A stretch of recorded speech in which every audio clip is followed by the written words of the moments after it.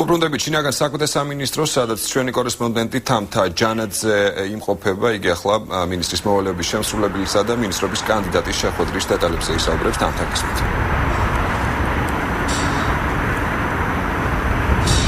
შინაგან საქმეთა მინისტრის მოვალეობის შემსრულებელი ეკა ზღულაძე რამდენიმე საათის წინ შეხვდა მომავალ მინისტრს ირაკლი ღარიბაშვილს, თუმცა ეს შეხვედრა შედგა არა შინაგან საქმეთა სამინისტროს შენობაში, არამედ სასტუმრო თბილისი მერიოტში, რაც ეკა ზღულაძის განცხადებით ირაკლი ღარიბაშვილის მხრიდან სამინისტროში არსებული იერარქიისადმი პატივისცემის კიდევ ერთი დადასტურებაა.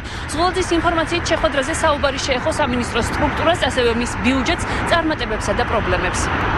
შინაარსიანი საუბარი ჰქონდა, დეტალურად გავიარეთ სამინისტროს სტრუქტურა, ბიუჯეტი, წარმატებები, ჩემი შეფასებით რაც არის, პრობლემები, რომელზეც კიდე სამუშაო იქნება, ბუნებრივი ახალ მინისტრს თავისი ხედვები აქვს, რაზე უნდა გაამახვილოს ყურადღება, მაგრამ რაც თავარია, უმნიშვნელოვანესზე ვთანხმდებით, რომ ამ სამინისტროს როლი არის ძალიან დიდი სახელმწიფოს წინაშე და ეს პასუხისმგებლობა ამ სამინისტროზე მუდმივად დარჩება.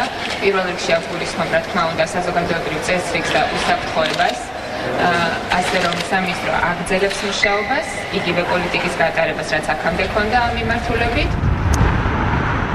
ეკა ზღულაძემ ასევე კომენტარი გააკეთა ბოლო დროს არსებულ დანაშაულის სტატისტიკასთან დაკავშირებით და აღნიშნა, რომ ამ მხრივ საგანგაში საფუძველი არ არსებობს.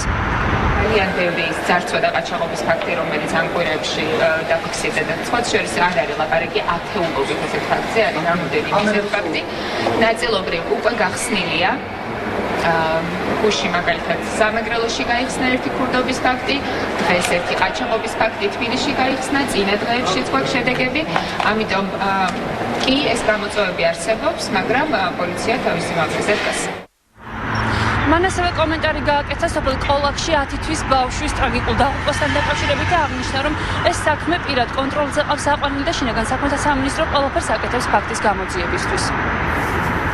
დიდი მადლობა შინაგან საქმეთა სამინისტროდან თამთა ჯანაძე საუბრობდა პირდაპირ ეთერში.